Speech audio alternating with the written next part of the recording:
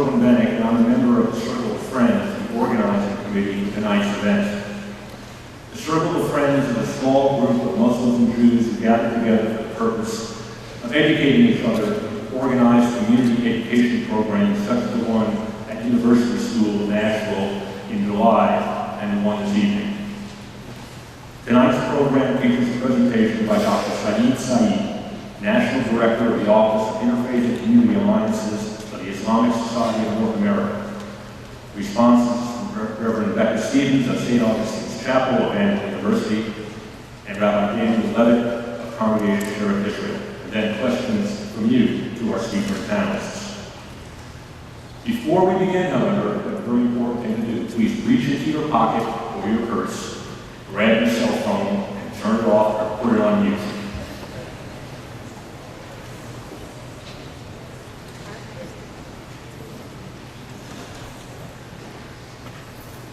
If during or after the presentation you have a question to ask one of our speaker or panelists, please write it legibly on the index card we provided to you and hand it to one of our committee members who will be circling the room.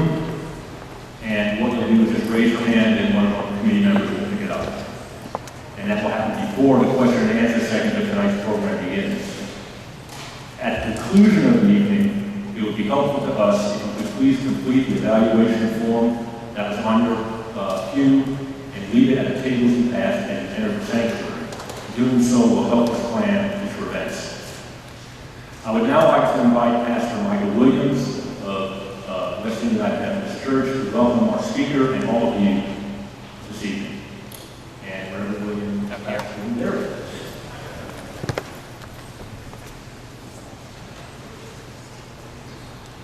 Welcome to West Indian United Methodist Church. We're pleased that you can be here, and we're pleased that we can host this event this evening.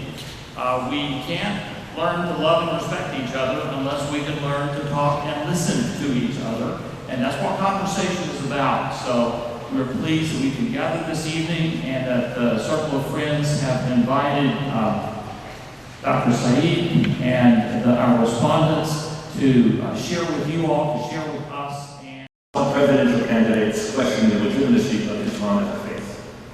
And just last Friday, Nashville was venue for a national conference addressing the alleged danger that Sharia law poses to our way of life in the United States. At our first Family of Abraham program, Mark Blaven of the Religious Action Center for Reform Judaism discussed the importance of interfaith dialogue with our Muslim brothers and sisters. Dr. Saeed, whom I'll introduce in a few moments, has long worked collaboratively with Mr. Blaven to promote constructive dialogue between Jews and Muslims. One product of their efforts is a thoughtfully crafted guide for dialogue entitled Children of Abraham. It offers a facilitated roadmap for learning about each other's faiths and traditions, including difficult questions that need to be asked and answered. Currently, there's a group of 25 Jews and Muslims from the Nashville area, a Circle of Friends, who are working their way through the dialogue program in the hopes of learning more about each other and ultimately sharing it in some form with others in the Nashville community. In addition to participating in this study group, the Circle of Friends believes it is important to expand our conversations through periodic community discussions, such as the one we had in July and the one we're having here tonight. Because personal considerations prevented Dr. Saeed from joining us in July, he graciously agreed to come to Nashville tonight to continue our discussion. We have also invited two members of our local clergy to join us tonight to respond to Dr. Saeed's comments and offer their own observations. Please join me in welcoming Reverend Becca Stevens of St. Augustine's Chapel of Vanderbilt University and Rabbi Daniel Levitt of Congregation Sheriff Israel.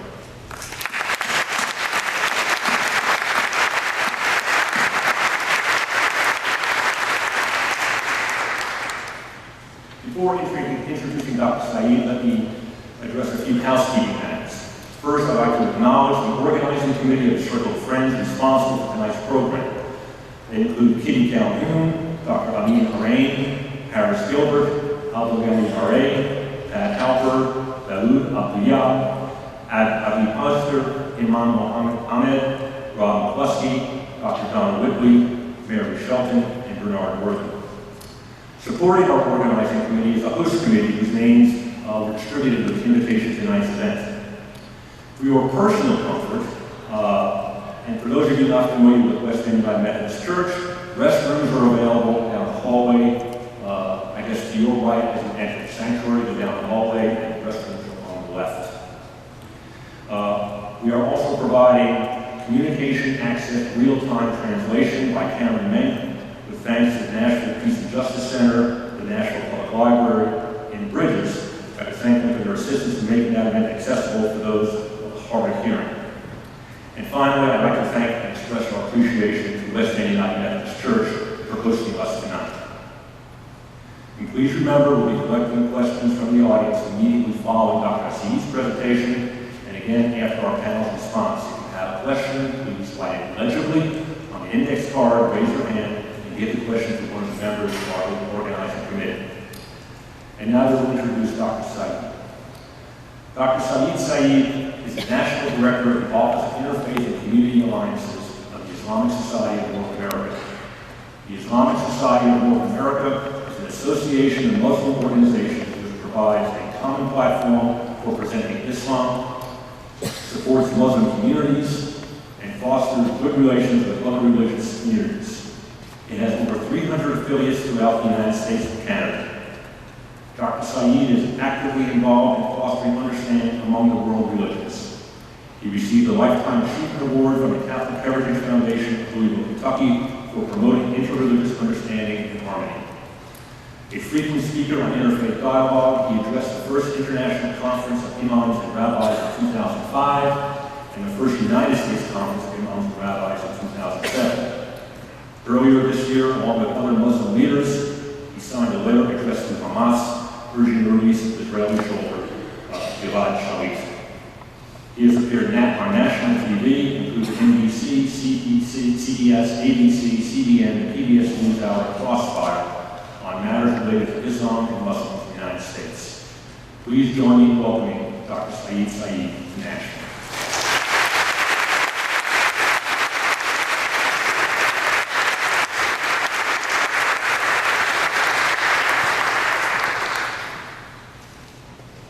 Good evening and greetings of peace. Assalamu alaikum. I'm really very thankful to our circle of friends who made this possible. And for me, it was a surprise. My office on the Capitol Hill in Washington, D.C. is in the Methodist building. So therefore, it was from one Methodist institution to another Methodist institution. They have always opened their doors, they have always opened our hearts and minds for building dialogue. It's indeed an honor to come at a time when we are celebrating a legacy that we have built in this country, a legacy that is claimed by Christians, Jews, Muslims, people of all faiths, and people of no faith. A legacy of dialogue. It is a time for us to see how we can move in that direction and reinforce that positive contribution of religions here in this country and build an environment of mutual trust and dialogue that could contribute towards world peace. Today when I'm talking to you, it's wonderful. We are not talking out of some theory. We are talking of some reality that we have created.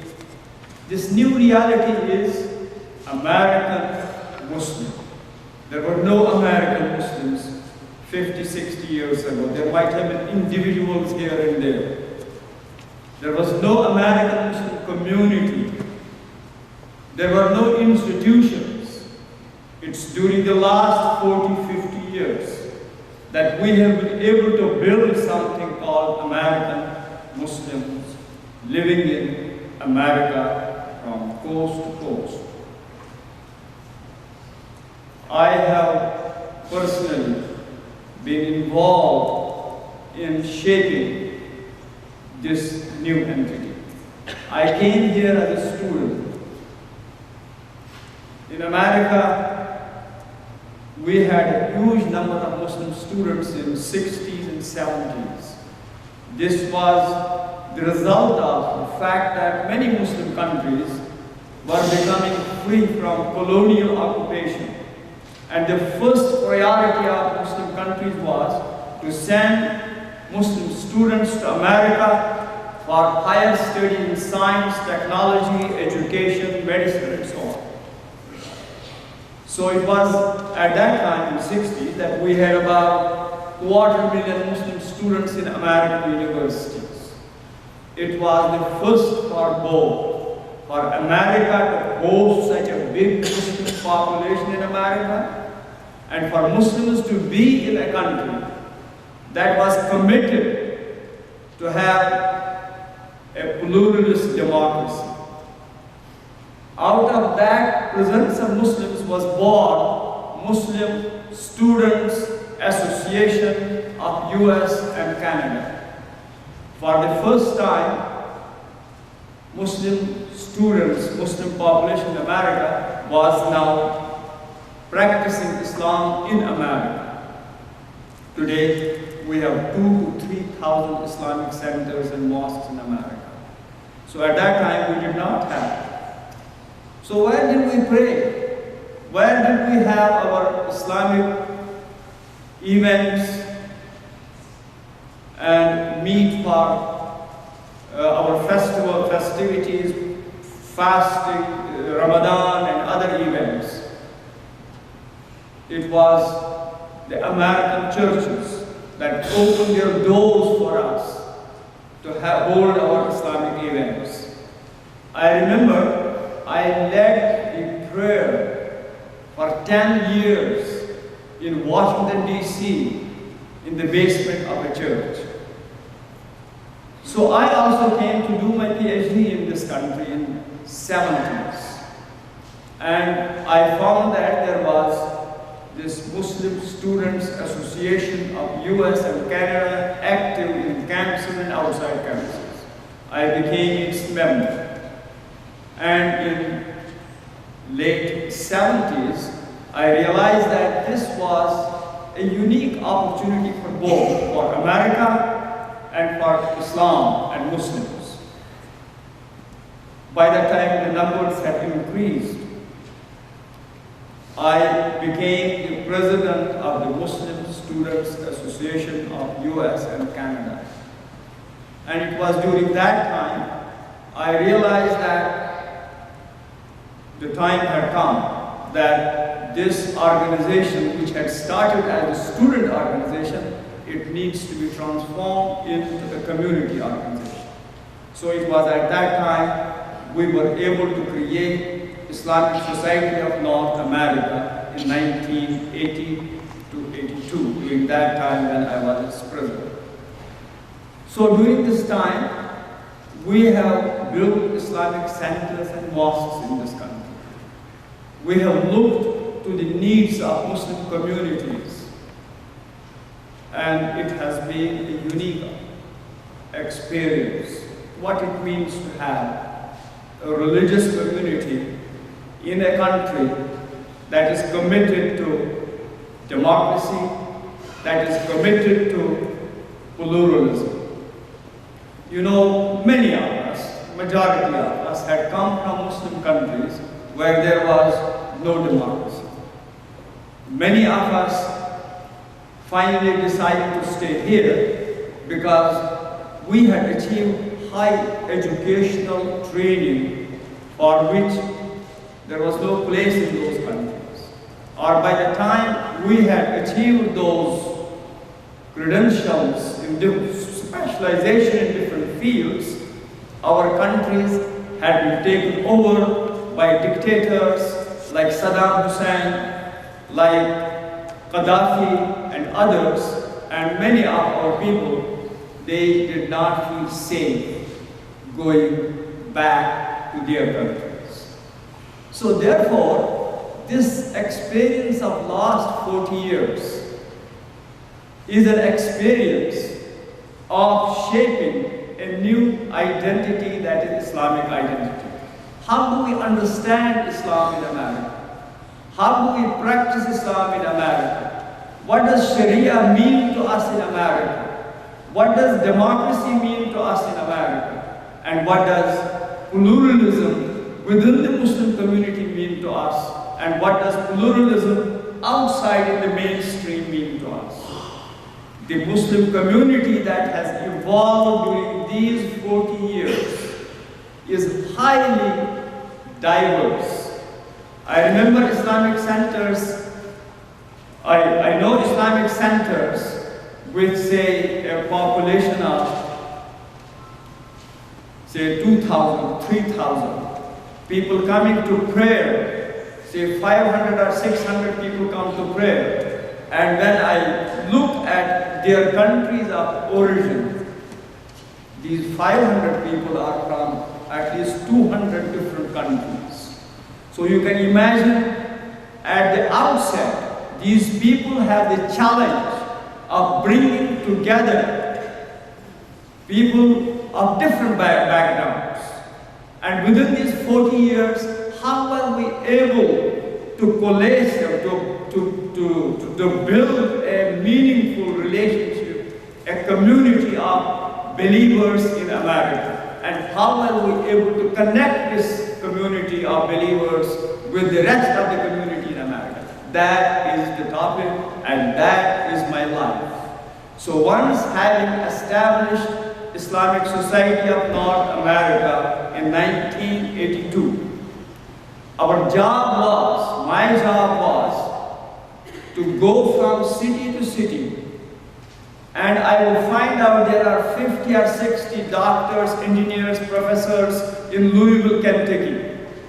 What do they need now?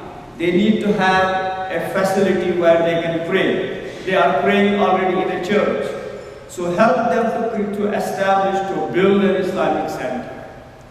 Now, they thought that the Islamic center means to build a facility where they can pray. Telling them it is not the facility. It is not only the walls that mean Islamic center. It is creating a community. And in order to create a community in America, it has to be a non-profit, religious, non-taxable entity. So giving them a ready-made constitution, this is the constitution that you have to adopt and you have to incorporate. And then you have to be part of a national umbrella organization. Did you understand that? So what that means, for the first time, these Muslims, they are now members of a community which is democratic. They have to have a vote. Every man and every woman has a vote. They had never voted in their countries because out of 57 Muslim countries, which are majority Muslim countries, at that time, none of them was a democratic country. Even today, there are hardly 3 or 4, or there are others who are in the process of becoming democratic. But this huge Muslim community which was emerging in America, we were training them from city to city to organize themselves on the foundations, on democratic foundations. They were religiously committed now to have a structure, to have a president, to have a vice president, to have an executive committee, to have an election every year or 2 years, whatever. But they would either go later, they would go to our website and download a constitution of an ideal model Islamic center or Islamic Society of Dayton, Ohio, Islamic Society of Springfield, Illinois. This was unheard of. They for the first time discovered that an imam is not a person who is in charge of everything and has the final say. Because back home, that's what it is. And here you have an elected body who appoints an imam as an employee. Did you get the point? It's a new thing. And we had to do it from city to city. Now, it was initially, many of them, they had come. For example, people coming from Pakistan. Many Islamic centers, that is mosques in Pakistan. You know, Pakistan is a Muslim majority country. Women are not allowed to enter a mosque. Women do not attend the major weekly religious event of Islam, that is Friday prayer. And here, it became a critical thing that every woman has to come to pray on Friday, to know what is going on in the community. Men and women together have to raise the funds and then help us to build the Islamic center or to buy a center. So both of them, shoulder to shoulder, have to be involved. It was something new, but it was not something where we were rebelling against Islamic ideology, Islamic religion, the Quran and Hadith, the life of the Prophet, which are the source of our legislation. Because the Prophet himself, the Quran itself, gives that role, empowers both men and women. So for the first time on the national level, where we have election after every 2 years, you had people being elected for the National Council of the organization, and some of them are men and some of them are women. I mean, for you it looks as if it's for granted, but it does not happen in the Muslim world. It was something new, but we were quick to get the authentication, for this from the legitimate Islamic jurisprudence, whatever we were doing. Now you have this sermon every Friday. People give sermon in the Muslim world. It is given in Arabic. In Pakistan, in Indonesia, in most of the non-Arab countries, it is given in Arabic, and people don't understand it. And in the Arab world itself, it is given in Arabic, but it is written by the government. During Mubarak's Egypt, every imam would get a copy of the sermon that he has to give to his congregation. So here it was for the first time that in the Islamic Center, a Friday khutbah was a sermon that was relevant to the people themselves here and now. And it had to be in English. And we were able to generate scholarly support for these things. So it's critical that American Christians, American Jews, American Muslims together celebrate these things. I remember, many of you must know that Muslim and Jewish calendar is lunar calendar. And in the Muslim world, the people have to go out and see if the moon has appeared or not in order to start fasting, the month of fasting, Ramadan. It's a very important month for us, for our religion. But then we would determine it by going out to see whether the moon has been sighted or not. And I was very disturbed about it. Islam as a religion has contributed to the world's intellectual development by emphasizing on science and technology. But a long stretch of stagnation in the Muslim world for the last several hundred years, we have lost touch with science and technology. And here it had to be brought back. As early as 1984, I arranged for the first time a conference of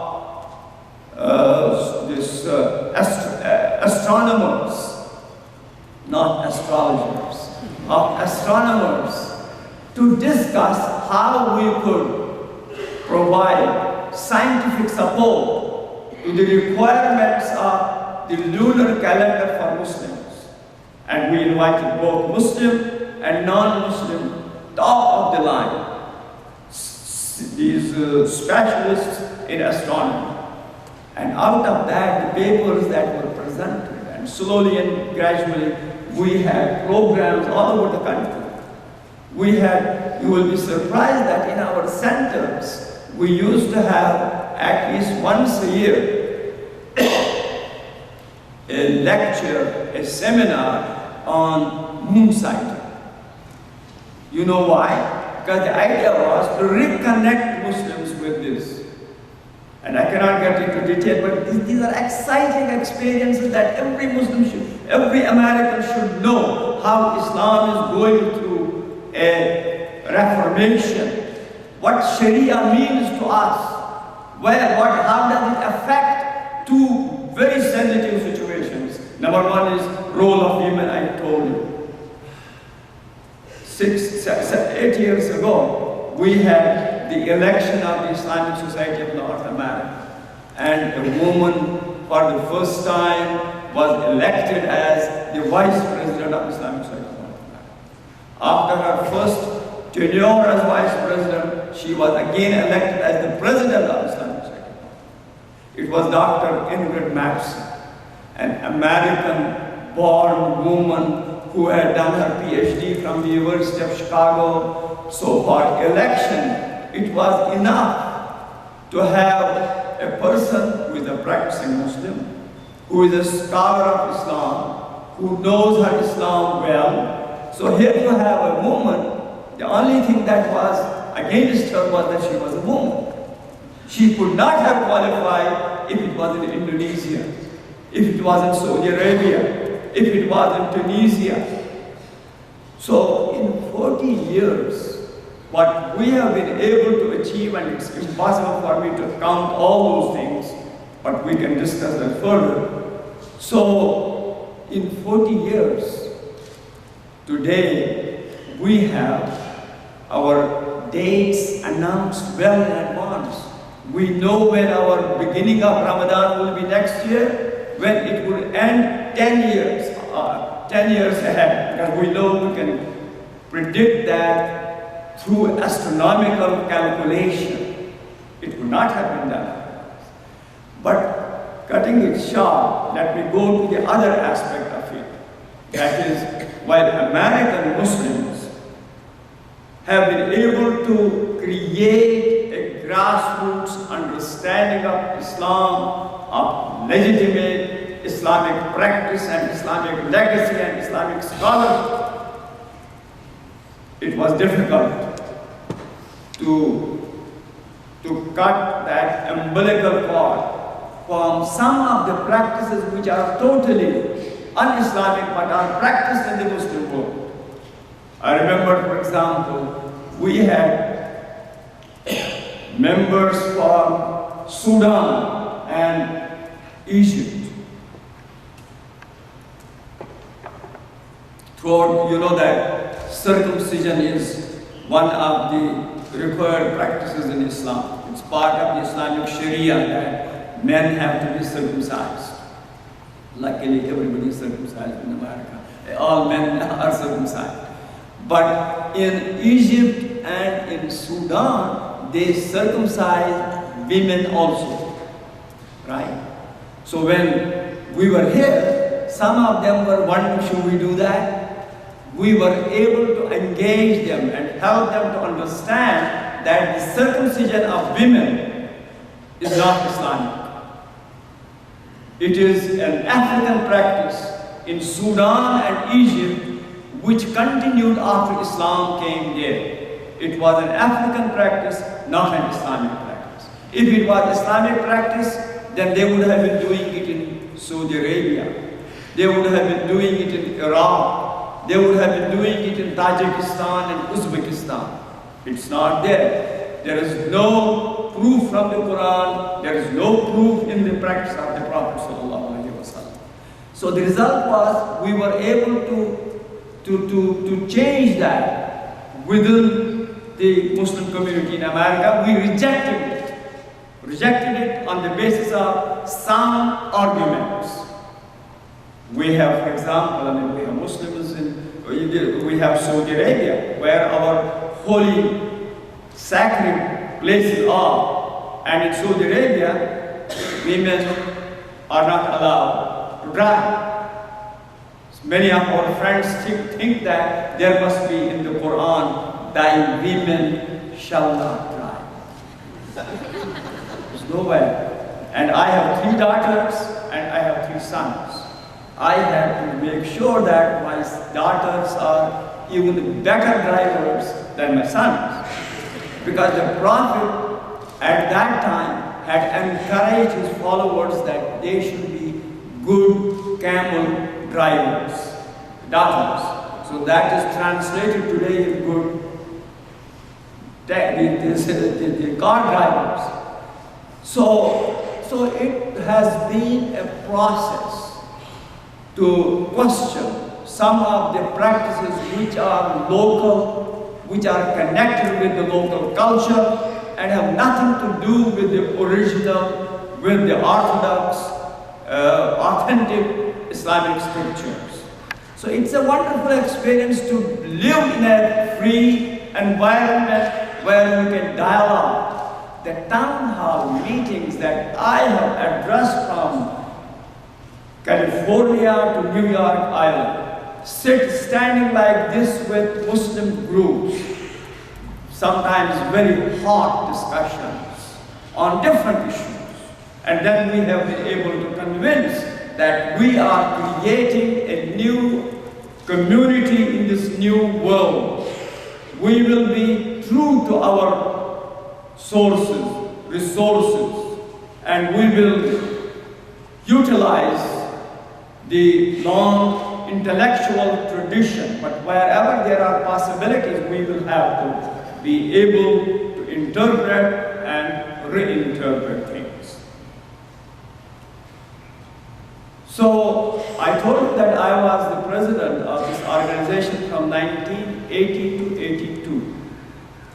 Then I thought that I had done my job. We have established the organization. We will need another thing in America. It's not just organizing Muslims, helping them to establish these institutions, but we need to provide an intellectually fresh understanding and interaction with Islam. So therefore we should have a forum for that. So I moved from Indiana, where our headquarters was, to Washington, D.C. in 1984 and created something more interesting.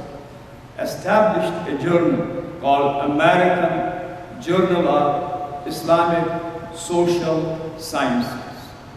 So the idea was that we should provide a forum for people who are well-versed, well-grounded in Islamic scholarship, and at the same time are trained in the Western sciences, so that they will be able to interact and generate new scholarship on Islam.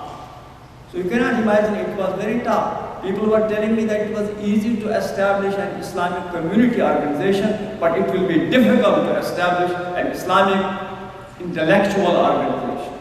So at that time we didn't have internet and not that much. So I had to get the catalogs of Muslim and non-Muslim scholars, because the minimum level was at least they should be PhDs or they should be masters. Those of them who had done some research on Islam, to identify them, invite them that now you have a journal, American Journal of Islamic Social Sciences. So that journal celebrated 25th anniversary 3 years ago. So it's an achievement. There is no other journal compared to that in the whole world. It is respected throughout in universities, in American universities, and universities in the Muslim world. So that has given us a base which is moving forward, because intellectual contribution is not a one-time contribution. Some scholars sitting in Egypt or some scholars sitting in Iran will not be able to provide that kind of intellectual input who doesn't have that grounding in the new developments in those fields and in the developments in the Islamic practice in a free, democratic, pluralist country. I do not want to go on and on, but just I wanted to lay out some of the features of this new identity that is Islam in America. There are about 70, 80 PhDs that have been done on Islam in America. It has become a discipline by itself. There are a variety of things. Now you will be wondering, how do we go out and educate our people and get them involved in this kind of mainstream shaping of American Islam? We have our annual convention, you must have heard about it, called Islamic Society of North America. Every year it is held during Labor Day weekend. 40,000 people attend that for 4 days. It has about 200 to 300 workshops, panel discussions, interfaith dialogues, where these things are discussed. Out of 200 to 300 speakers, there are 40, 50 Jewish and Christian speakers who address some of these workshops and lectures because it is their scholarship that matters, not what background they have. Similarly, we have regional conferences. Today we have 200 to 400 full-time Islamic schools. They have themselves, it's a challenge, what kind of education, how do they prepare our sons and daughters to carry on the Islamic values in their lives? And then how do they ultimately enrich the wider pluralist society in America? Every year during the Easter weekend, we have a conference in Chicago, Islamic Education Conference. It brings together teachers, principals, educationists, and so on. And you will see there Catholic and Jewish educators as well. Because it is not possible in today's time that a community will be able to work or develop or progress in isolation. We are part of a wider mainstream. Whatever we are doing, it has to have relevance with those with whom we are working.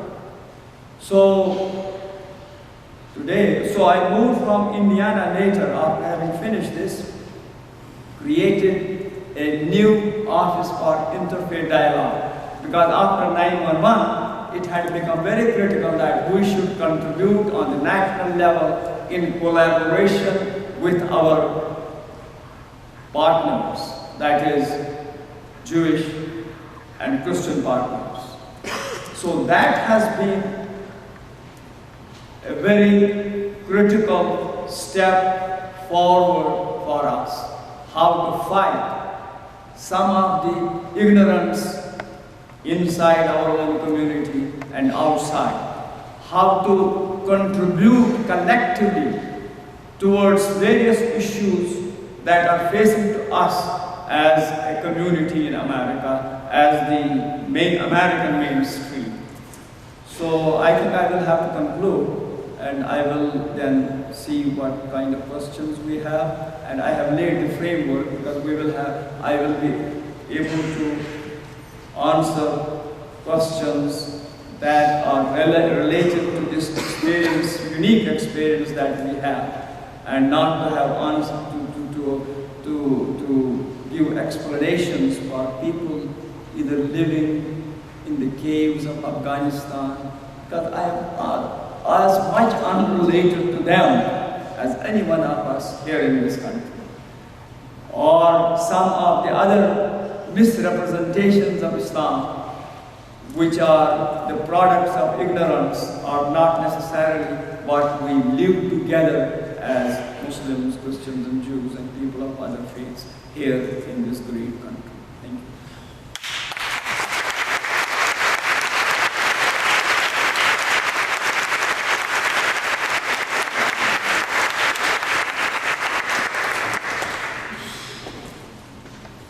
Thank you very much, Dr. Saeed. Just as a point of information, there have been some materials distributed in the room.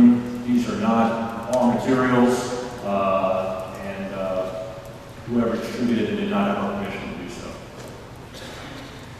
So now what I'd like to do is to invite you to write your questions out, raise your hands, and members of our organizing committee will pick them up.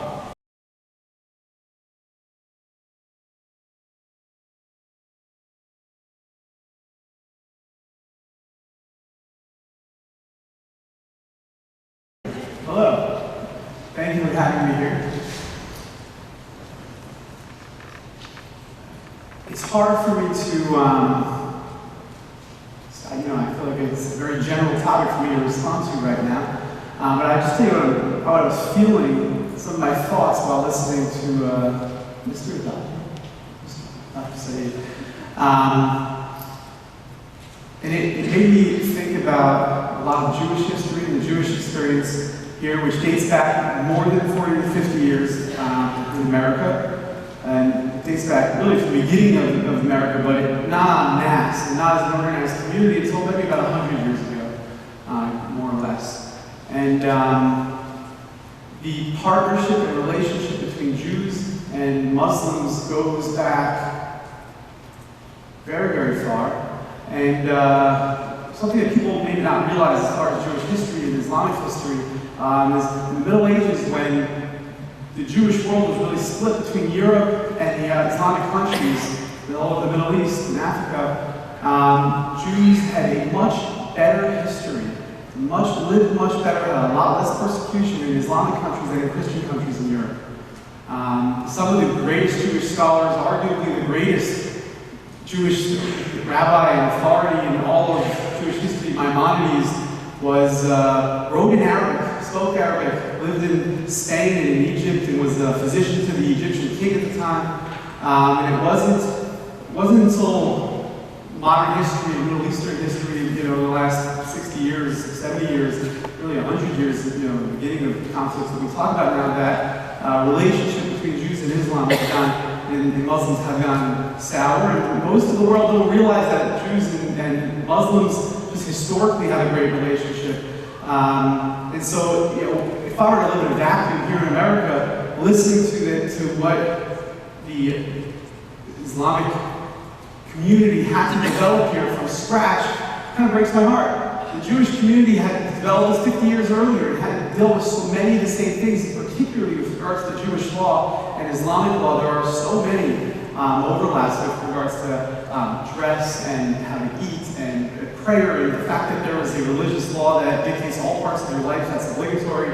I was fascinated by his discussion of the lunar calendar, because, as he mentioned, the Jews also follow the lunar calendar. At the end of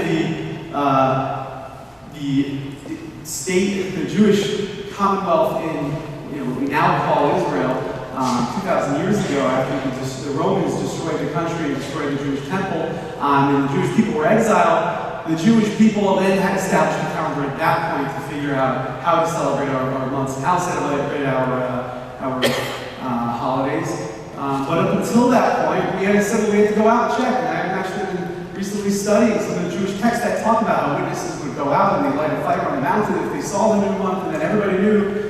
So it's fascinating for me to hear that sort of similarities. And that's I think listening to the history of the Islamic community here in America, it sort of breaks my heart that there hasn't been more partnership, more to offer. I know that a lot of Muslims who follow the laws of halal have the opportunity to eat kosher food. I know that it's better than not kosher. I don't know too much about the laws of halal. And also the establishment of the kosher food industry is very helpful for Muslims in making the dietary laws of Islam easier to follow and more livable. And so this is a partnership that, if we can remove politics, from what's going on outside of the United States, inside the United States, there could be a relationship there. Obviously, removing politics is very nice ideologically, ideally. Practically, it's another story, but we're not here to talk about Israel, we're here to talk about the American community. And those are my thoughts. I think a lot of times things get lost in translation for me as I'm trying to learn my way through this world and being a community together. And I spent a month with my husband in Egypt while he was writing a musical. And we would go different places, and it was inshallah.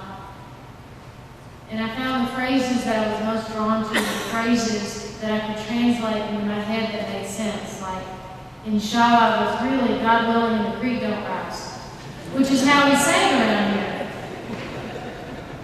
And as soon as I began to understand things where there was some place of translation and commonality, community felt a lot easier for me. And I've always been a believer that all our theology has to change, that none of our theology can stay the same. I grew up, I was raised by an Anglican priest who died in 1968. I was born in 1963. He died by a drunk driver in 1968. And he believed until his death that the end of the Anglican Church would be if ever women were ordained into the priesthood. So I got ordained, and I had a baby 2 weeks after I was ordained. And there was still fairly early on in this diocese about how they ordained women. And some of my father's friends were the priests that laid hands on me. And I came into this priesthood with a lot of humility and a lot of fear about whether or not I would be accepted as a Christian. So I had a baby, and when that baby turned 6 years old, his father and I were quizzing him about what he would be when he grew up. And we were giving him suggestions because one of his ideas was a knight and another one was a dog, and we thought maybe he would live with us forever. And so my husband suggested a musician. No, he said, and then he suggested, well, maybe you could be a priest. And my son curled his nose and says, oh no, that's a girl job. 2,000 years of church history that changed within a generation and a half. And it changes that dramatically and that quickly. And it gave me some hope, not only about how we all think that we have this vision of truth, but how open we all need to be to continue to be open and to continue to change every one of us in this room. The universal truths that I know the most about are the universal truths about some of the stuff you were talking about the issues and how all religion has treated women, and about the violence they have known in this world. And the universal truth about the violence that we do know are carried on the individual backs of women. So if you're in Africa and you talk to a woman who has survived genocide and rape, or you're in Nashville, Tennessee, and you talk to a woman coming off the streets who survived violence and rape, that the story they tell and what they're enduring and the scars they carry are very similar.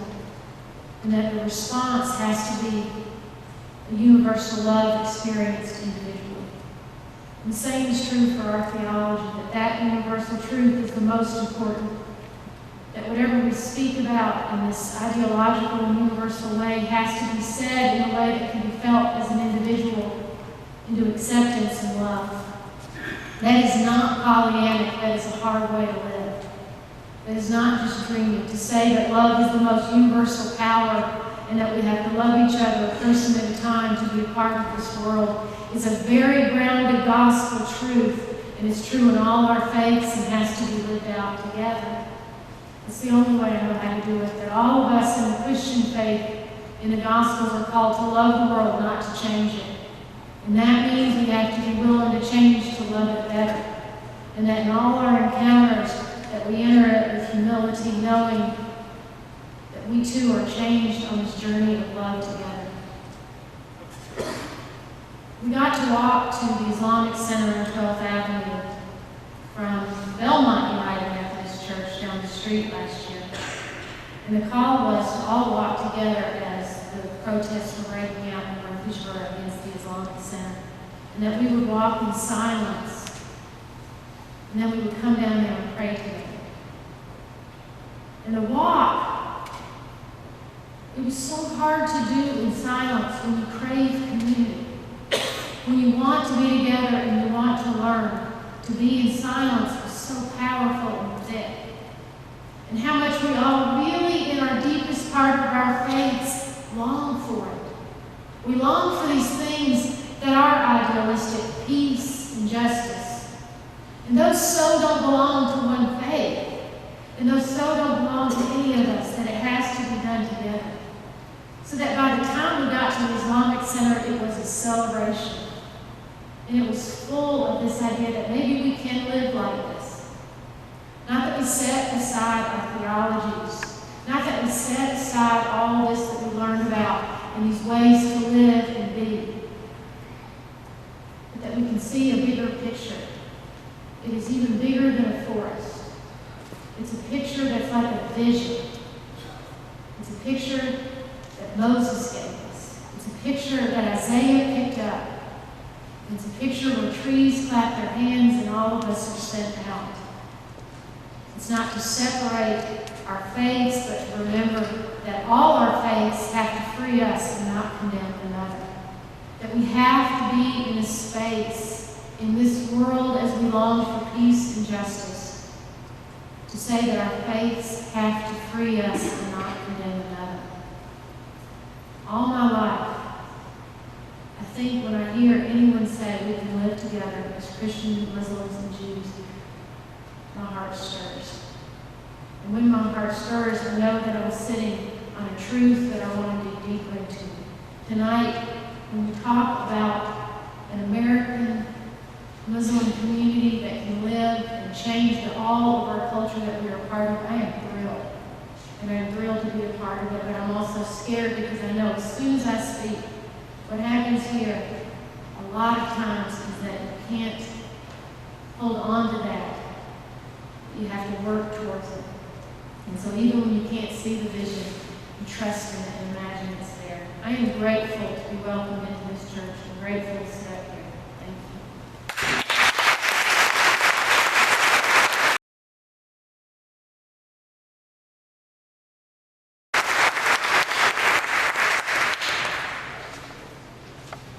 Well, first of all, let me thank Rabbi Levitt and Reverend Stevens for their comments, and Dr. Saeed wanted to make a little comment before we go to the questions.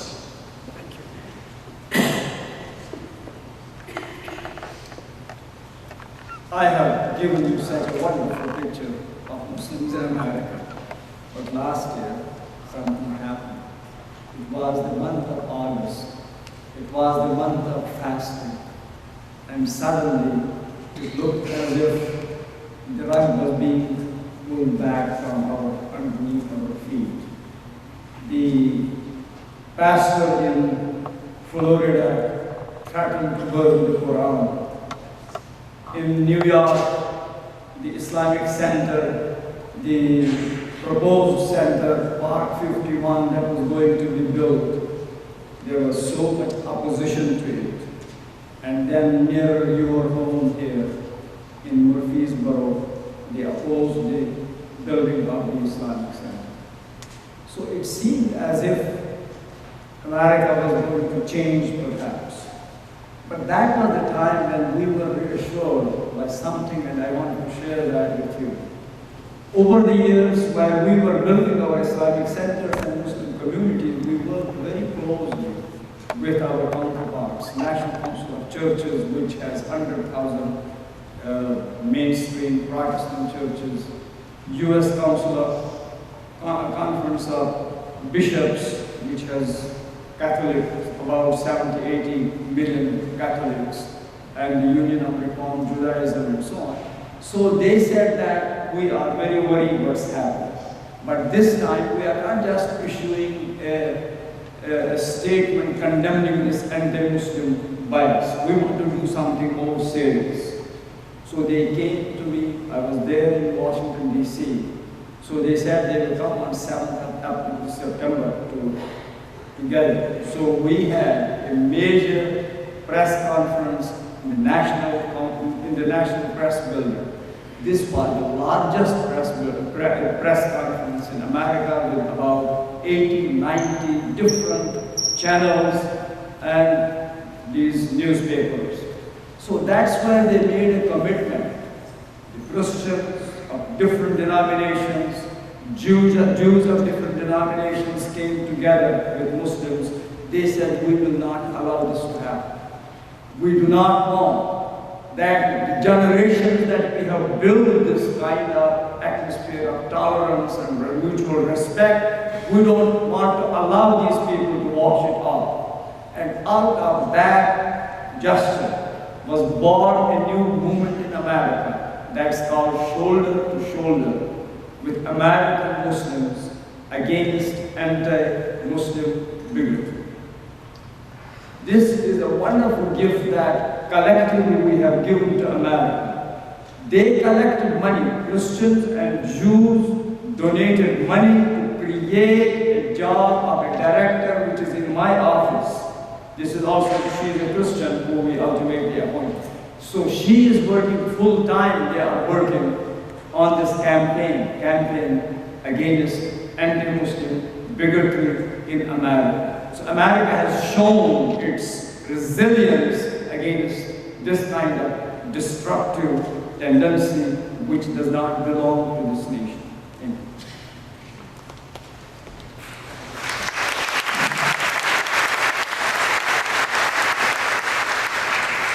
Thank you all for many of the questions that you submitted. They cover a range of questions regarding Islam as a faith, to current events, and I will try to spread them around so we have a good distribution of questions from among those that you asked. The first question is, there are passages in the Quran that can present difficulties for some of us. Some may be construed as anti-Semitic, others as anti-gay, and others as anti-woman. Dr. Saeed, how can you explain such passages to us? Passages in the Quran may be considered anti-Semitic, anti-gay, anti-woman. You can sit down at the table there. Is my voice clear? You are required to go. Now, when we talk about the Quran, people think that it is like some other book which might have been written at one time by one author. The only book like that is the Book of Mormons, because according to Mormon belief, it came just in one shape, one book. Bible was written over generations. But Quran is actually a collection of the instructions that Prophet Muhammad got during his career as a prophet for 23 years. During those 23 years, he was persecuted first in his own city where he was born, that is Mecca, and along with the few followers that he had, he was thrown out of Mecca and ultimately he took refuge in Medina. So therefore, while he was going through all this experience, he got different instructions and advice from God. So therefore, you have all those different piecemeal, those revelations which were collected and prepared in the form of the Quran. So the Quran is therefore not a book that was written, someone sat down and wrote 114 chapters that it has, but these are the revelations from God and the Prophet God in a period of 23 years. So it becomes meaningful. Muslims read it. Muslims get inspiration from it by not only reading the text, but reading the context also. Did you get that point? For every statement in the Quran, it is very critical to read the text and read the context as well. I will give you one example.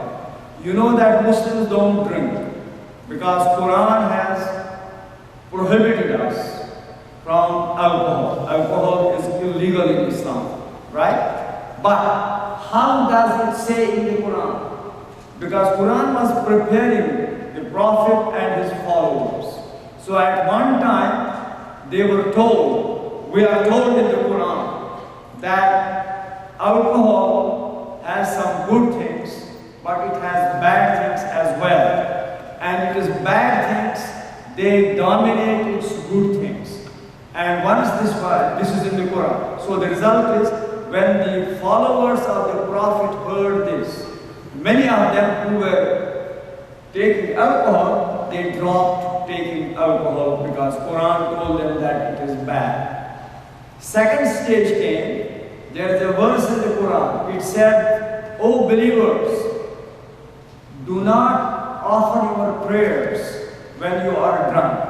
Now you know that Muslims have to pray 5 times a day. So many of the followers who were still drinking, now they had to sequence it in a way that when the prayer had to be offered, they should not be drunk at that time. This is the second stage. Then came the third stage, where the Quran tells them that now onwards, this is prohibited.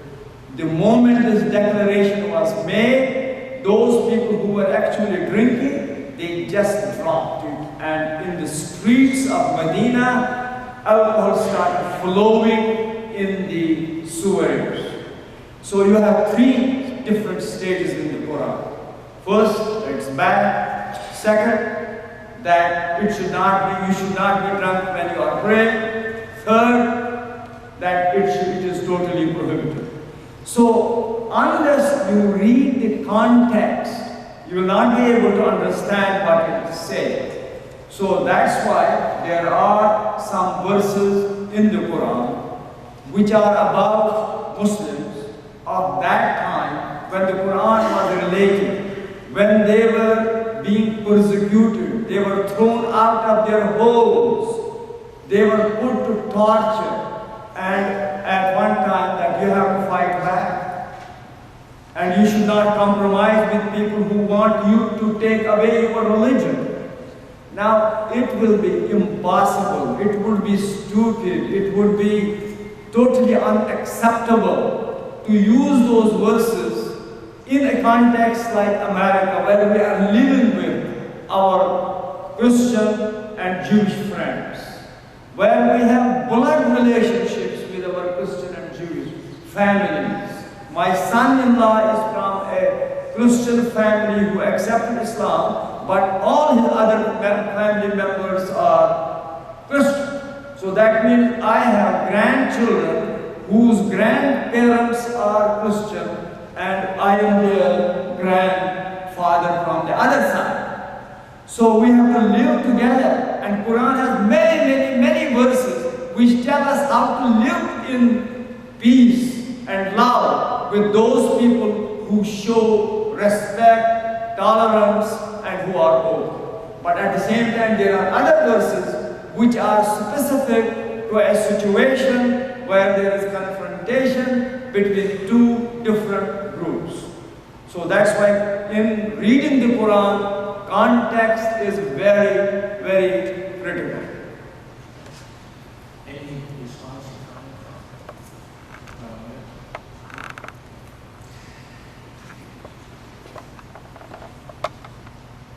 I just wanted to ask the Imam to get a copy of the Quran. We have published for your sake, for our children's sake, a copy of we have published Quran, collected all those verses which are about compassion, peace, and love. And you will be surprised that the dominating theme of the Quran is peace, compassion, and love. And the rest of the verses, a few verses, they are about that specific context. This is the copy of the Quran that I want you, all of you to have and read. I have brought some copies for you. Next question, Dr. Sami, is to what degree is the situation in Israel and the Middle East a source of tension between Jews and Muslims in the United States? Naturally. See, we get together with Christians and talk about one God. Talk about Jesus, that we believe in Jesus and Christians believe in Jesus. And then we have wonderful time and we have so many different partnerships. We are involved at every level for the last several decades. Our problem was when you sit with the Jewish leaders, we talk about the oneness of God. This is common. We talk about the Abrahamic legacy that we share. But suddenly when the elephant comes in the room, you know the elephant. What about Palestine and Israel? Right? So then you start fluttering. You don't know how to deal with that. So I was very much concerned about this. So it was 2006, I was invited to be a keynote speaker for U.S. Religions for Peace in Chicago. So when we finished the speech, people came and they were hugging me, they were shaking hands with me and taking pictures. It was such a jubilant environment. And someone came and he also shook hands with me, hugged me, and someone else was taking a picture. He stopped me. He said, no picture. So I was wondering why. I said, why? He said, I will lose my job. And then I asked some people, who was he? He said, he is an employee in a national Jewish organization. And if he is seen having a picture with a Muslim leader, then he is sure to lose a job. And when I went home, I started thinking about it, that if there is that kind of environment, the Jewish community, leaders cannot socialize with the leaders of the Muslim community, then we are on a path of destruction. Because the two communities are numerically almost similar. And if we leave the two communities in an isolation, they will be fed against each other by stereotypes, misrepresentation, and we will have to wait perhaps till Middle East, because this is because of the Middle East. Muslims and Jews cannot get together because of Israel and Palestine issue. But if we wait and wait and wait till that time, our situation here will be even worse than Middle East. We will have to raise walls in between us. We will have the same kind of terror and everything here.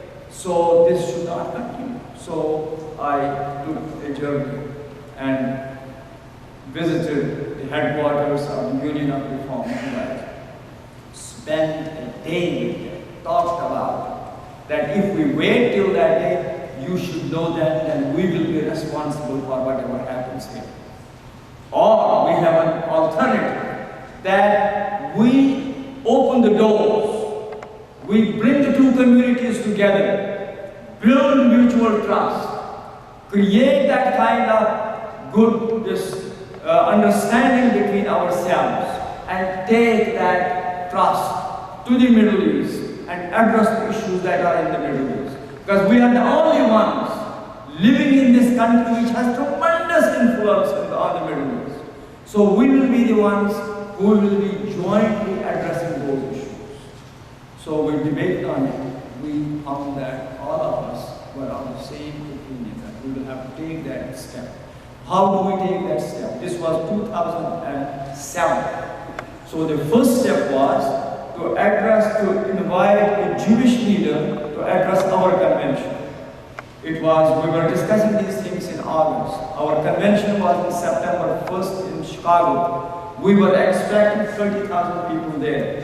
So the first symbolic move would be to invite Rabbi Eric Yaffe from the Union of Reform Judaism to address the Muslim convention. And we did that. So he came. And when he addressed the convention, people were telling me that some crazy Muslim in the crowd will stand up, either shoot at him or shout at him, and the whole thing will fizzle out. That did not happen. Muslims in America are mature, they understand, and they gave him a standing ovation.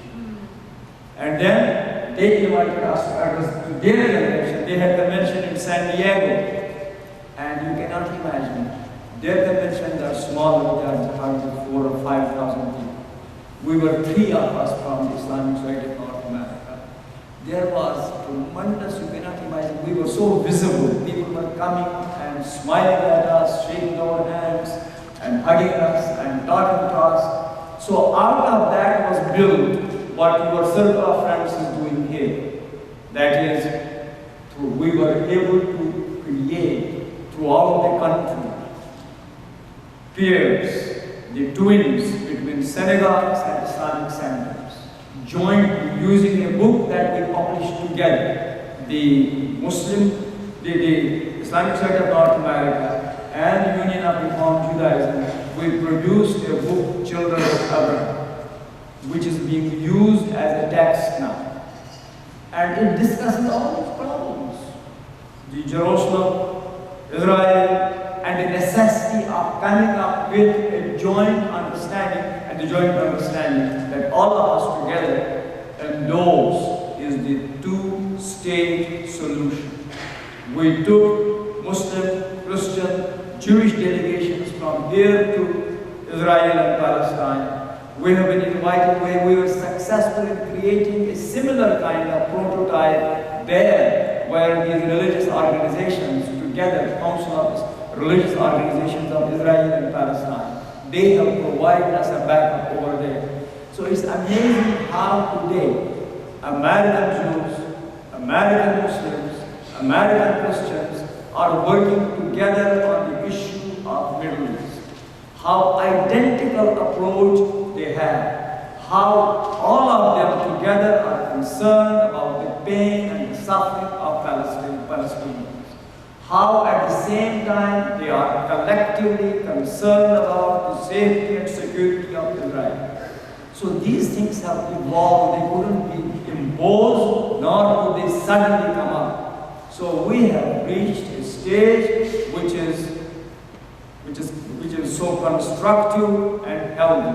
And every day we are one way or the other working together, whether it is with the American government, whether it is myriad of non-profit, non-government organizations who are addressing these issues from different angles. It's really difficult to enumerate those organizations. Yeah. So, after this, I'm actually leaving town. It's true.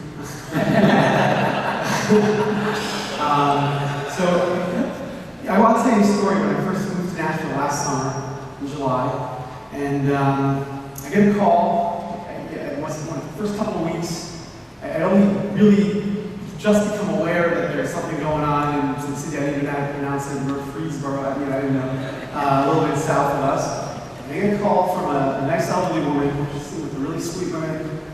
She says, Rabbi, I want to speak to a rabbi, because I love the Jewish people, and I'm really concerned about all these mosques being built, and I want to know what I can do to help. I was like, I don't know. I was floored. It just shocked me. And thankfully, I had an opportunity to talk about religious freedom and how that's benefited Jewish people in this country, and how we don't stereotype it. It turned into a nice conversation. But the reality that there is somebody in the world that thinks that the way in which they can fight Islam is to call Jews. So it's not all. It's not all. That all Jewish organizations all get along with each other.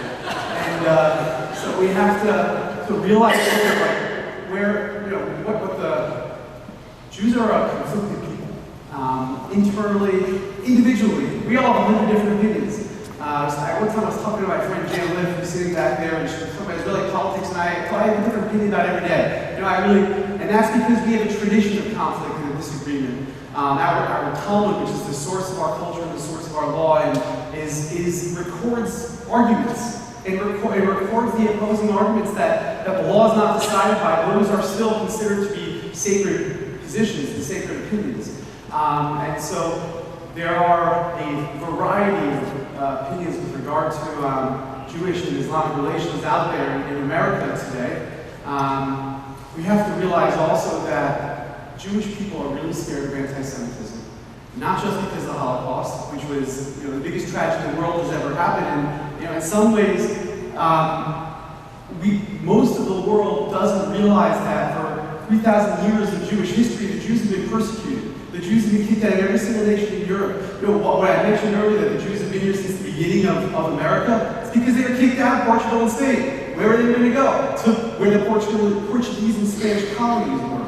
And it's got, and I mentioned earlier, worse in the Christian countries than the Islamic countries, but we're still second-class citizens in most of the Islamic countries. Jews have a collective consciousness of being scared.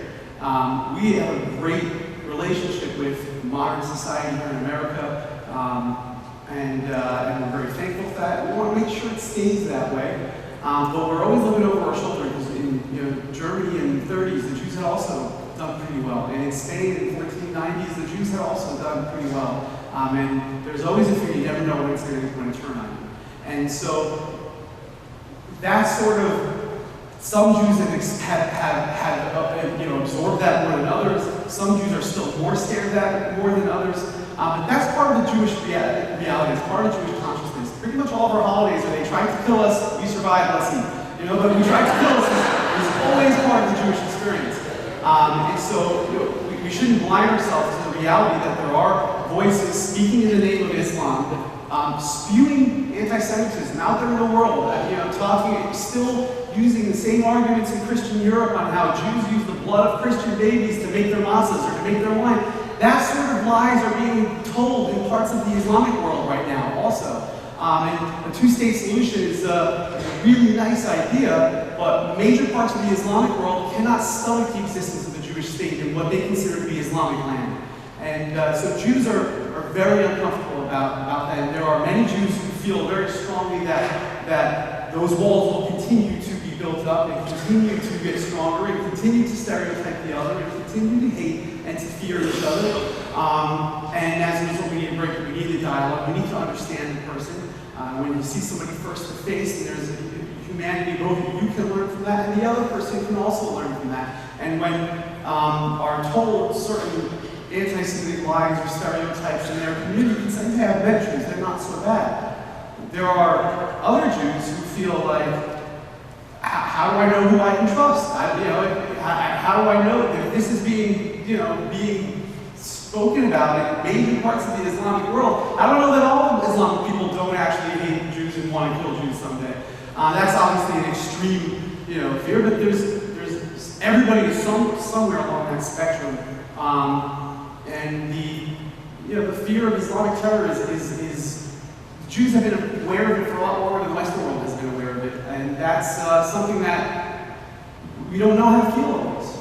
You don't know how to feel. You don't know, and you're not sure exactly how to then to engage in a dialogue. Is that somehow to weaken your resolve against an enemy, possibly? And so I'm not speaking about which is the right opinion, but just part of the reality for Jews is there is an incredible amount of Islamic terror that still exists in the world. I mean, the Protocols of the Elders of Zion, which has proven to be a forgery by the czars in Russia in the 1900s, is still a bestseller in parts of the Islamic world. And this is the book, this is why people think that Jews control the media and Jews control the world, because the czar wanted people to believe that so that they would attack the Jews in Russia, which happened, which is why, in the last 100 years I mentioned the Jews were here, because most of the Jewish people, millions of Jews, lived in Russia in the 1890s, and there started to be government pogroms against the Jewish community.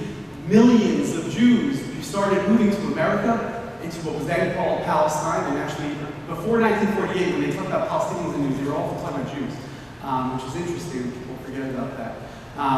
And that was just the way the Jewish world was at the time. And that book, which has proven to be a forgery, which was written to motivate anti-Semitic acts of violence, is still being sold and believed and talked about in Islamic universities that in the Arab world. And so we have to realize that there is a lot of legitimate fear in the Jewish world about the dangers of Islamic views and Islamic anti-Semitism. I personally believe that American Jews in particular particular need to realize that that doesn't mean that all Muslims are anti-Semites, but there are Jews who believe that, and there's reason for them to believe that. So it's important that people are aware of that reality.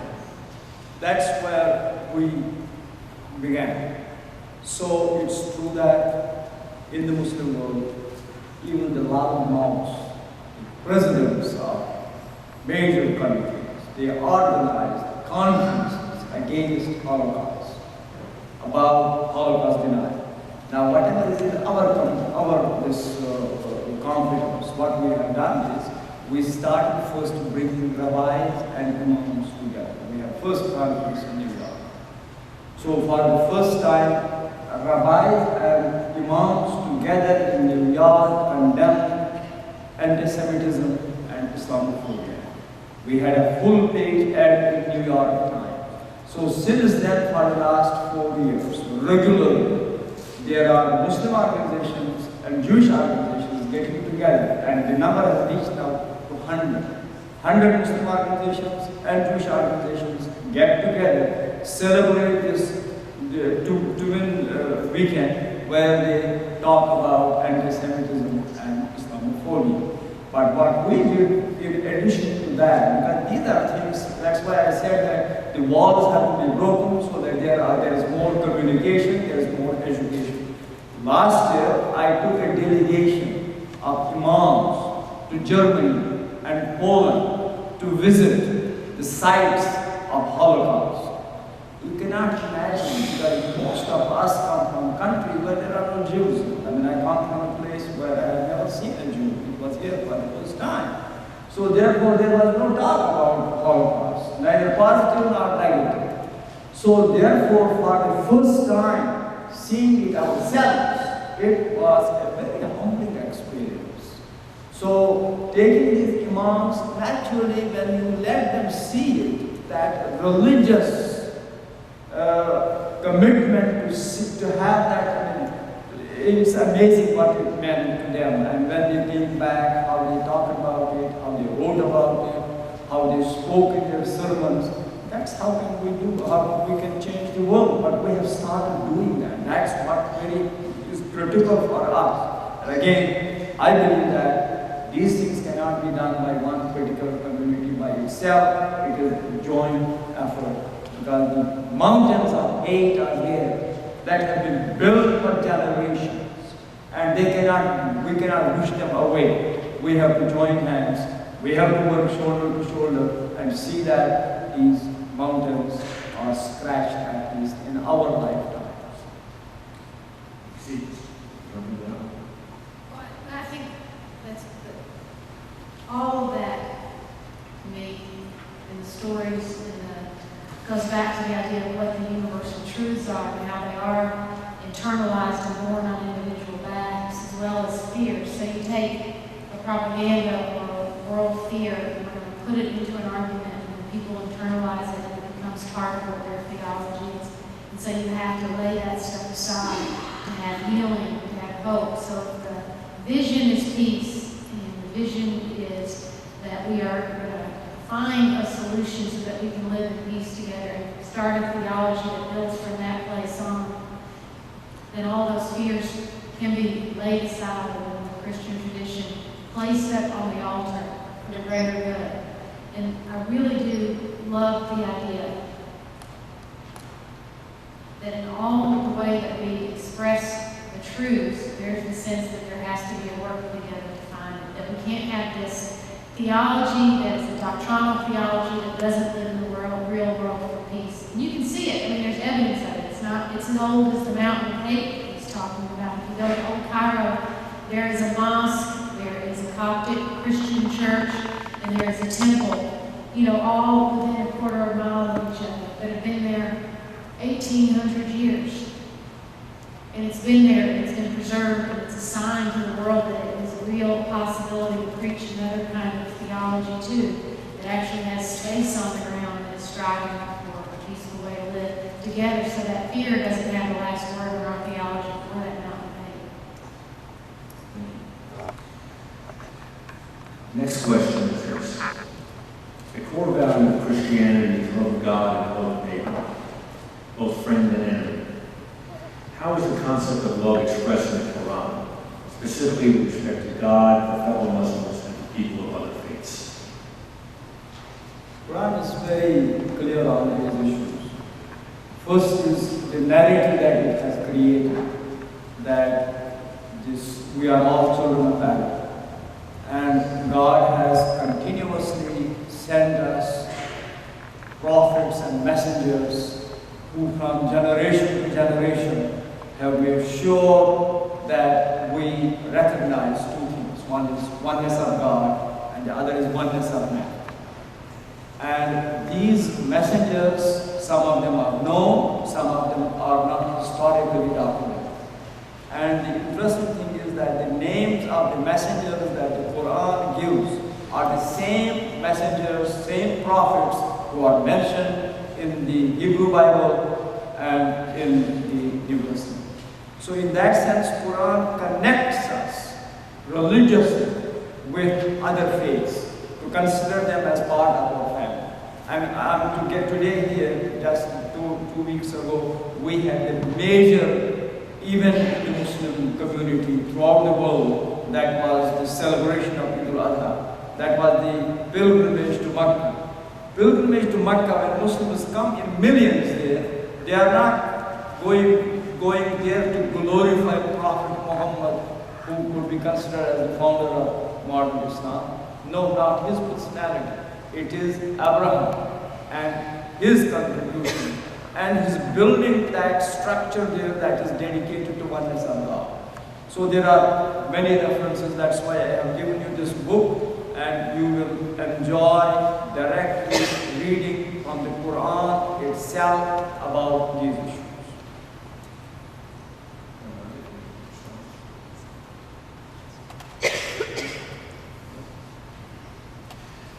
We had a number of questions concerning Sharia, and so perhaps if you could give the Cliff Notes version of your understanding of Sharia, and in that context, if you could also address the question of whether, in your view, there are conflicts between Sharia and U.S. civil and constitutional law, and if so, how do Muslims in the United States deal with that conflict? I have said that Sharia basically it derives its sources of the Quran and the life of the Prophet, his precepts and his sayings. But what is more important is there are two more things. One is that in situations where you do not get direct command from those two sources, then you have to find the analogies to provide an intellectual interpretation so that they are applied in the present situation.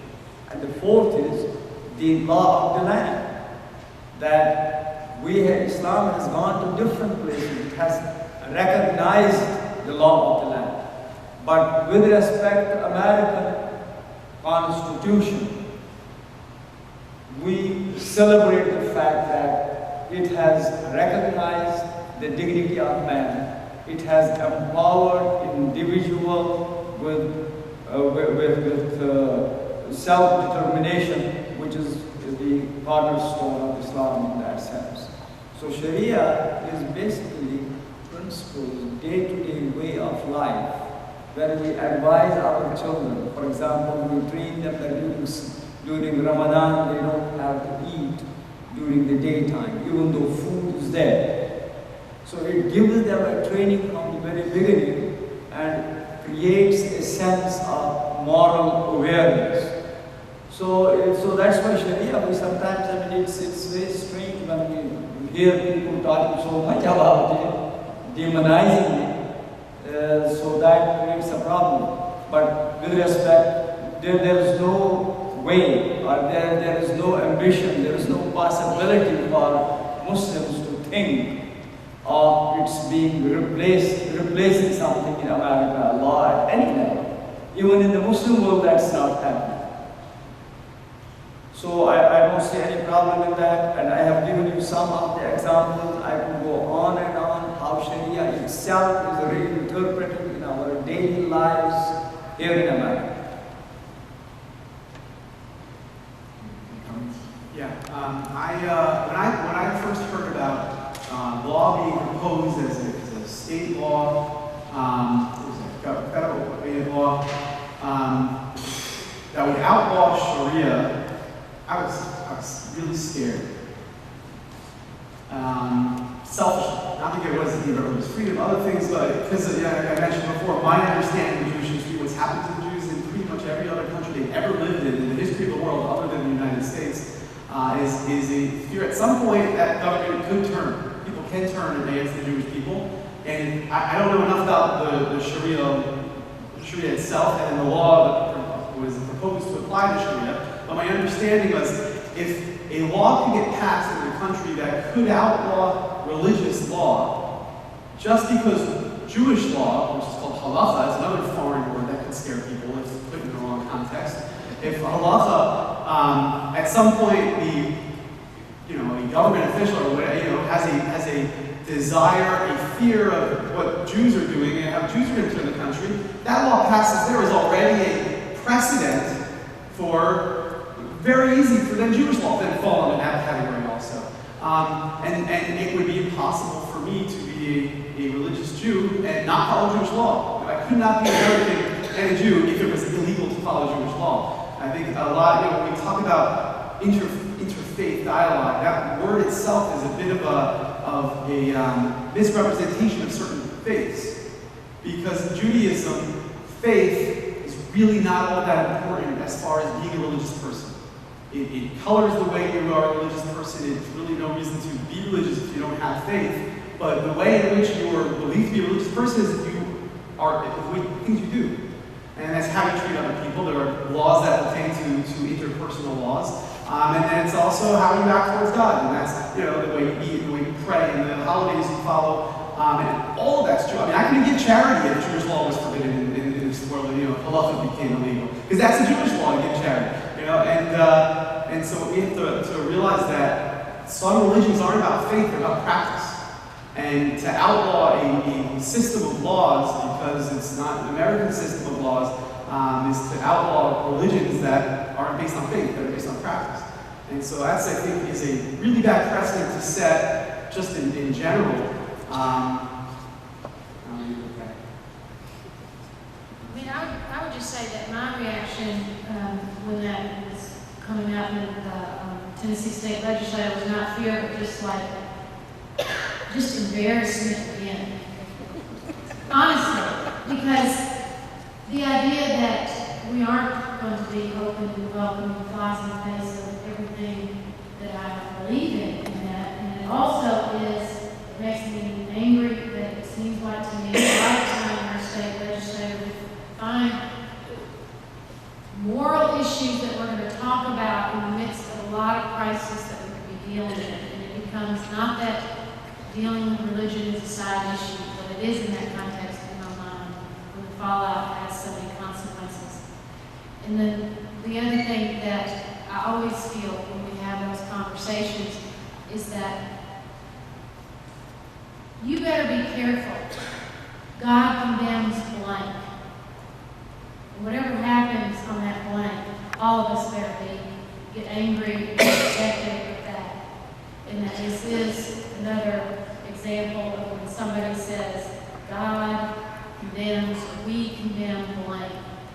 And you can fill that in with anything in the whole world, and you're going to be in trouble in all of our faiths.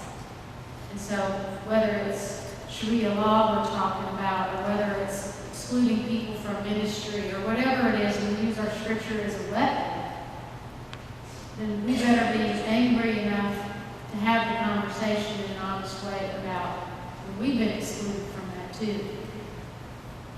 That's my opinion.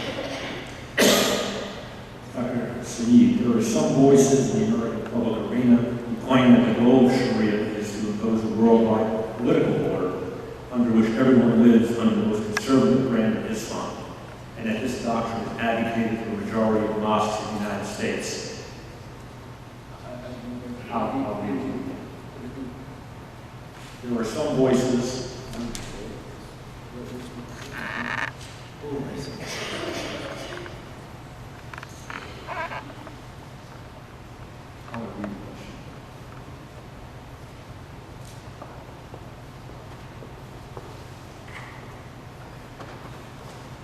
question is very...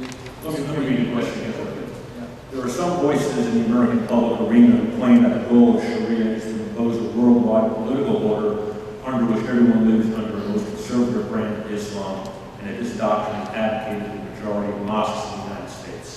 Can you respond to that? That's totally baseless because the mosques are not able to even some basic principles that the basic it's very strange how to respond to something like this. No, this is not possible. How to Why would it be possible? to impose. Right. First thing is the general principle of Islam is that it cannot be in all aspects of a Muslim's life: spiritual, moral, social, legal, secular, legal systems in Western countries, Western democracies generally share the same supreme objectives and are generally compatible with Islamic Sharia. So this is the conclusion of several days of discussion, that we live in a country where the law of the country is generally compatible with the purpose of the Sharia. So therefore there is no intention, there is no even thought of this, that we will go out and then be able to promote it. How is the concept, I'm sorry, what answers does Islam provide to contemporary issues of sexuality, abortion, child abuse, drug abuse, and domestic violence?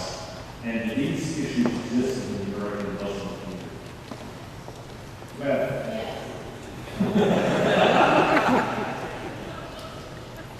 They're saying, yeah, I would just say they do exist in the American Muslim community, yes. He was saying that the violence against women, sexual abuse, they exist in all of our communities, yes. Oh, I Just see. set that aside.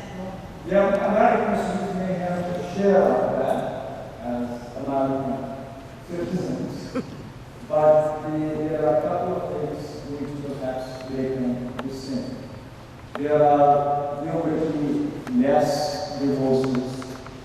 There are,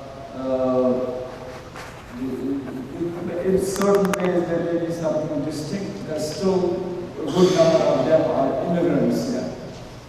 So there may be in that sense that someone may come up with certain studies and surveys and so on. It's possible. But certainly we have joined other faith groups here in fighting against domestic violence. yeah, observation on it.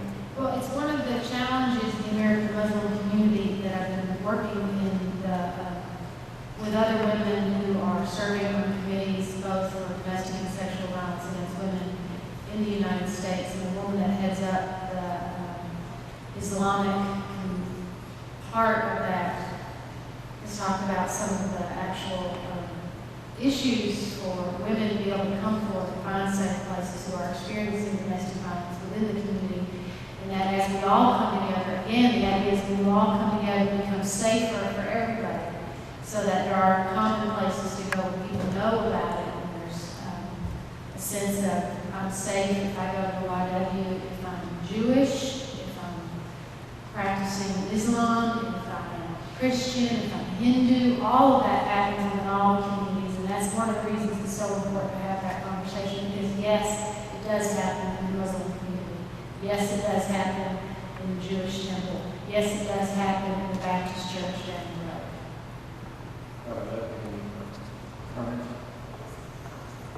This is an issue that I think has become more prevalent in all of the Jewish world recently. Not that it started happening more, but people have started to move forward more.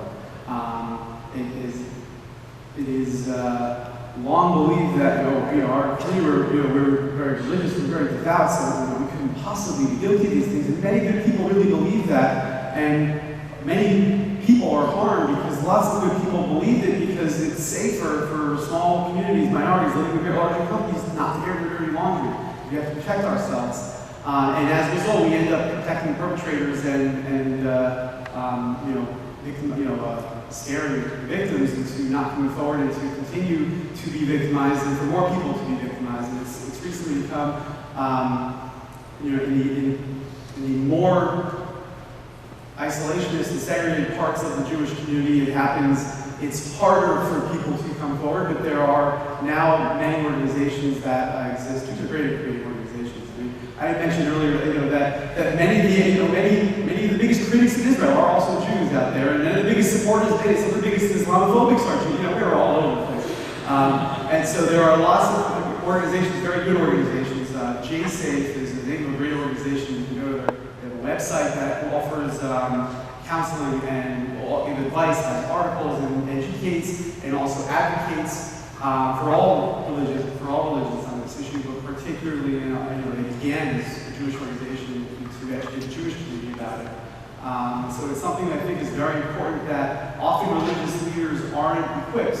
As a rabbi for years and years, you study Jewish law, you study about dietary law, you study about holidays, you study laws about family, and then you go to a congregation, and that maybe occupies 1% of what you do, during the day, and most of the time you're dealing with some serious family issues. So, my rabbinical school really revolutionized the rabbinic training, and not just rabbinic training, clerical training, clergies, in the development of the pastoral counseling curriculum for clergy.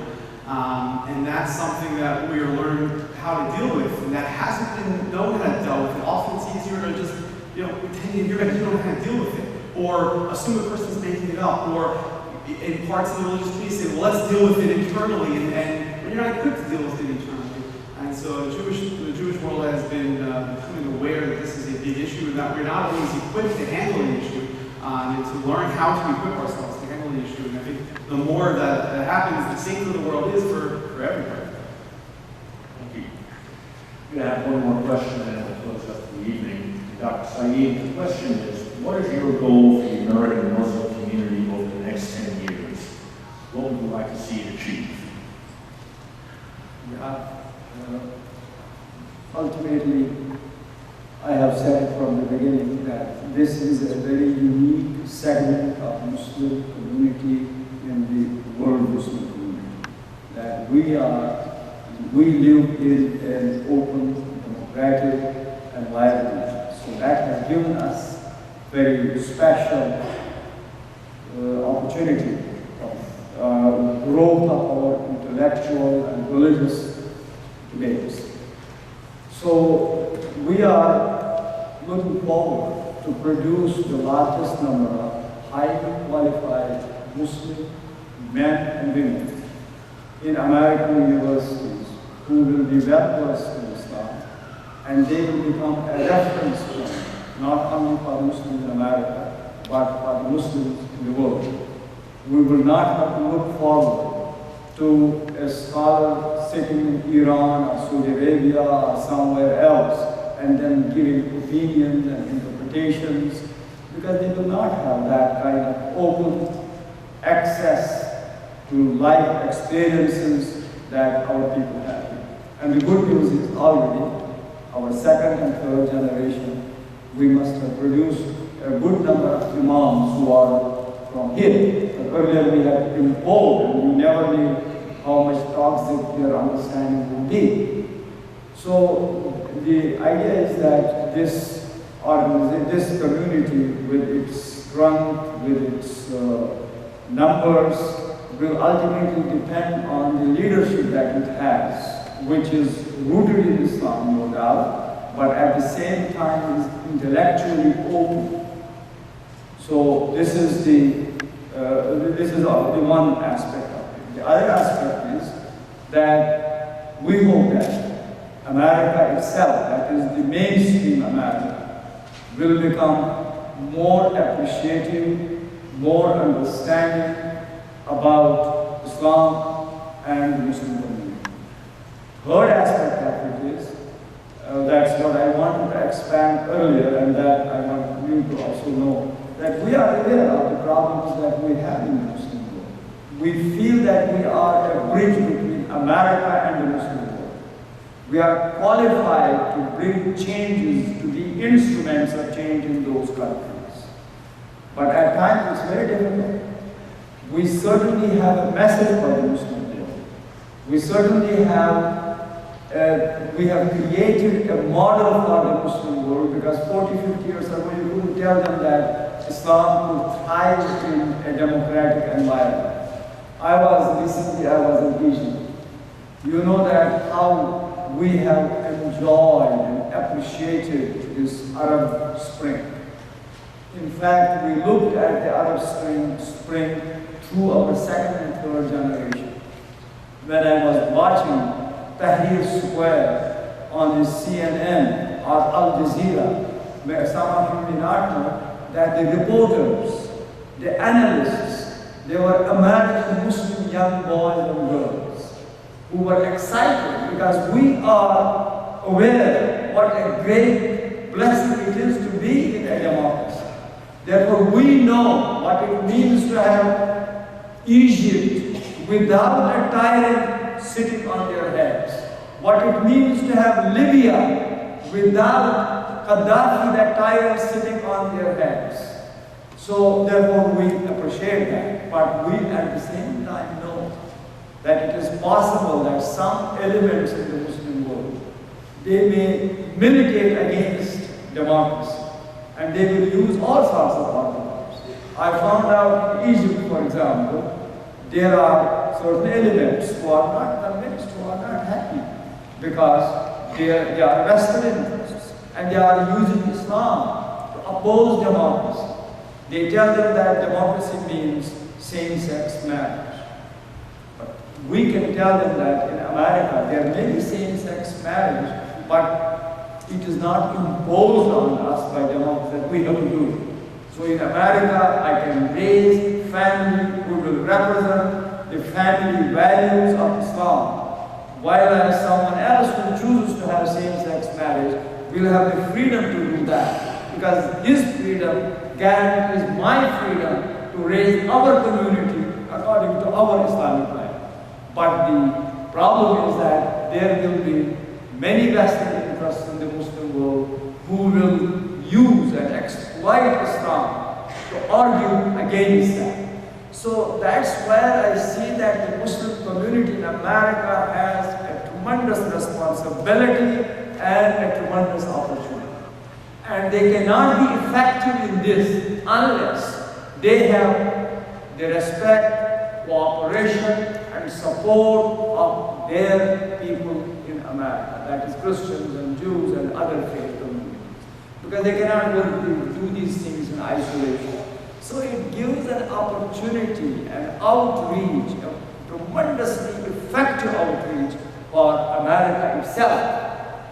And the 200-year-old struggle that we have gone through to perfect the American vision of freedom and vision of self-determination, it's beautiful. This is a fulfillment of the Islamic dream.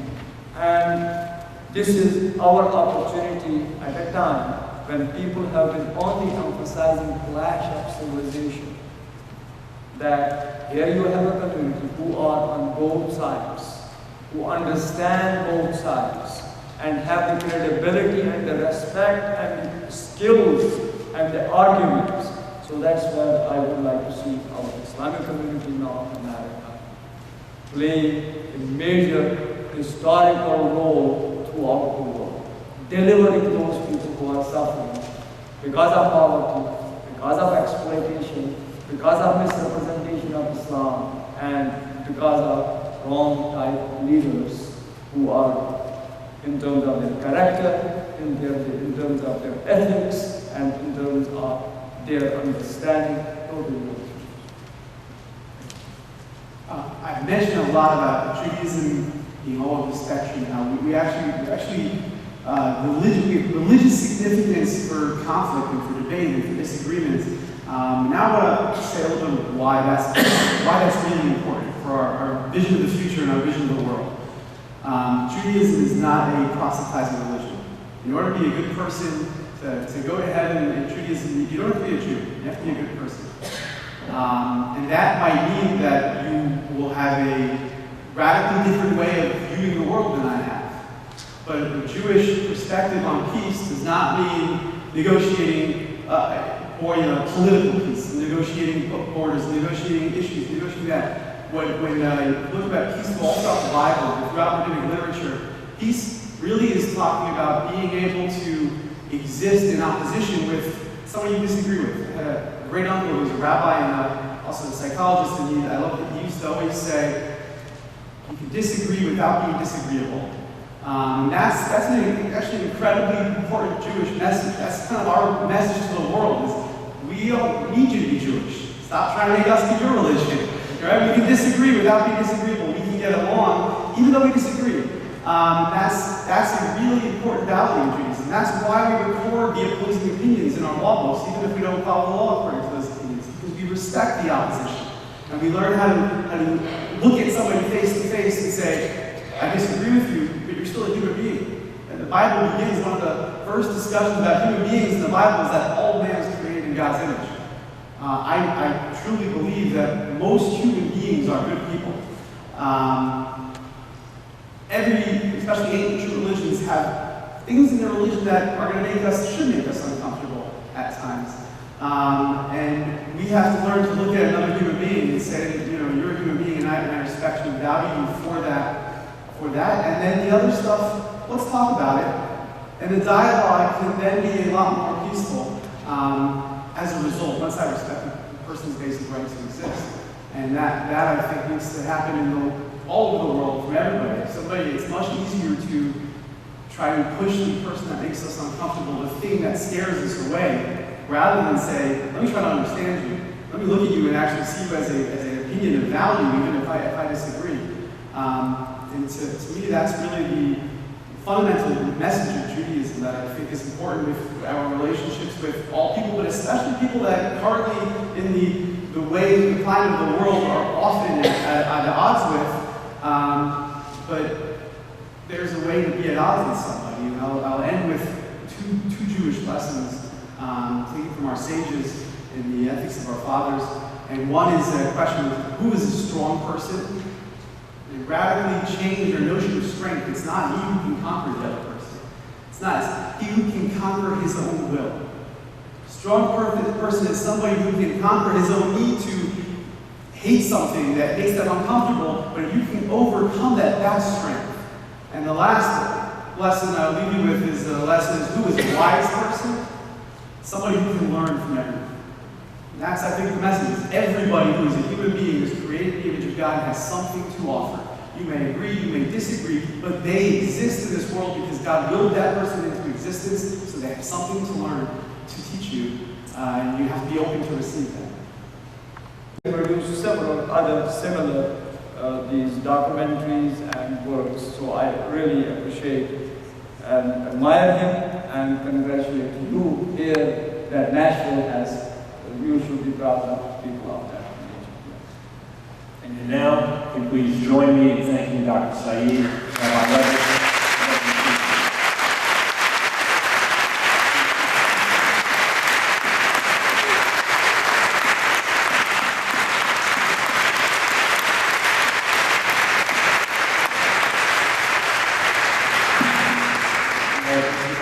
Closing comments. First, in order to assist our organizing committee with the planning of future programs, we invite you to complete the evaluation that was left, I think, at your place, and leave it at the table as you leave the sanctuary. And if you didn't do so when you entered the sanctuary, please take with you an article about Sharia law as prepared by the Center for American Progress. The organizing committee views tonight as a continuation of a community effort to strengthen and deepen our connections with our neighbors of all faiths. Towards that end, we plan to have similar programs in the future.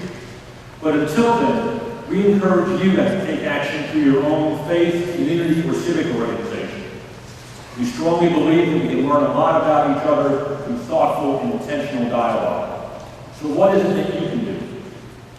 If you are affiliated with Hillsborough Presbyterian Church, West End Synagogue, Congregation Micah, Scout Bennett Center, the First Unitarian Universalist Church, Trinity Presbyterian Church, the Islamic Center of Nashville, then either you or your children may have already participated in this type of dialogue.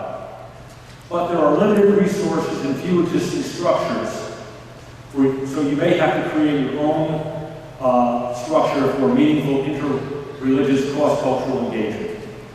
That engagement is a personal journey that requires time and persistence. I can share with you the efforts of our group, which we call the Circle of Friends.